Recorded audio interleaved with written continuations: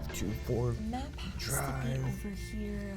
734. Oh, hey, you guys are back. Oh. And just in time. Chuck, look here. Our detective friends are back. Well, hey there, detectives. I hope you brought your trail mix today because, well, things have been getting stranger and stranger around here, and we keep hitting dead ends. No, we're not. Here, let's just jump back into the case. We're Okay. close to solving it. I can feel it. Okay, the question on hand is, it's gotta... Oh. Is heaven a real place? Whew, let's see. This is a hard one. Heaven? Like, where the angels hang out and play harps? I mean, I thought we were looking for a map, not booking a vacation. Trust me, detective, this is all connected. I just know it.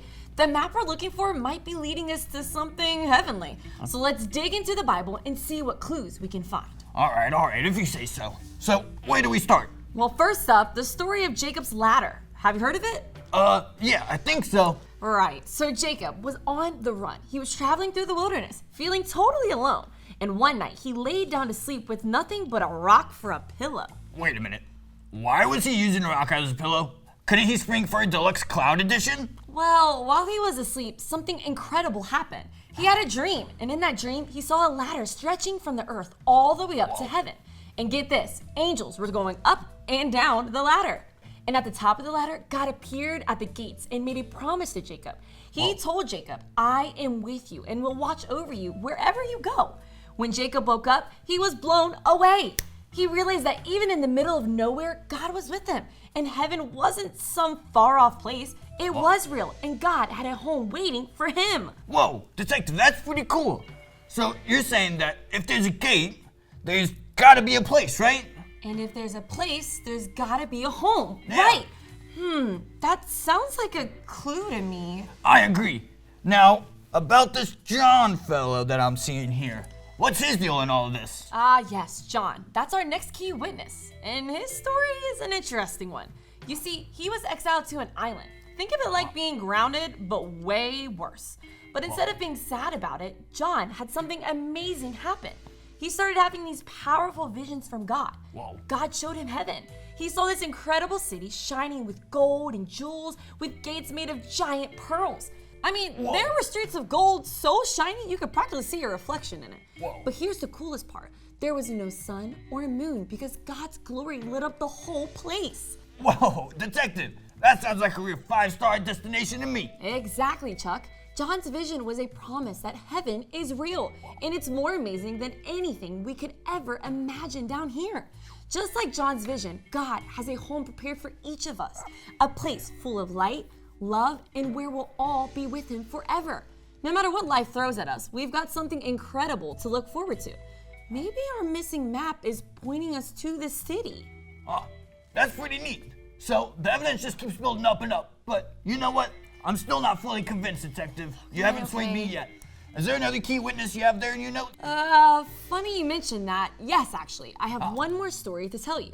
Have you ever heard of Jesus? I mean, he's the guy who turned water into wine, fed the 5,000. I mean, he raised Lazarus to life. I mean, the list just goes on and on. Well, in the Bible, in John chapter 4, Jesus is talking to his disciples, and he tells them, in my Father's house, there are many rooms. I'm going to prepare a place for you. And if I go and prepare a place for you, I'll come back and take you with me so that you can be where I am. Wait a minute. A room? Prepare a place for me? Are you telling me that Jesus is a real estate agent? What? Because if so, I've been looking for this place. No, Mine has like not mac and quite, cheese all over Chuck, it. not quite.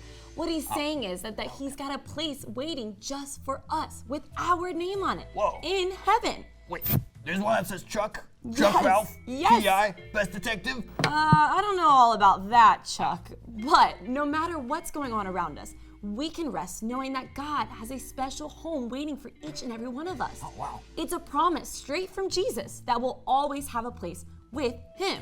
You see, God has a home for me. Jinkies, detective. Yeah, I like the sound of that. That's pretty incredible. Say, I'm gonna write that one down. I think that's a good idea. God has a home for me. Yeah, I like that. I agree, and I think that's another important clue to finding our missing map. Hey, detectives, so that we can remember it, let's all say it together now. Yeah. Say God God has a home has a home for me. for me. Come on now, you guys can be a little louder than that. Repeat after us. Say God God has a home has a home for me. for me. Woo-wee. Yeah, that's some pretty solid evidence right there, Detective. I mean, you can probably build a Taco Bell on just how solid it is, let me tell you.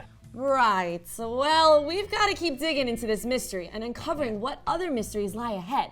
We're even closer to hunting down where this map could be. We'll see you young detectives back here real soon.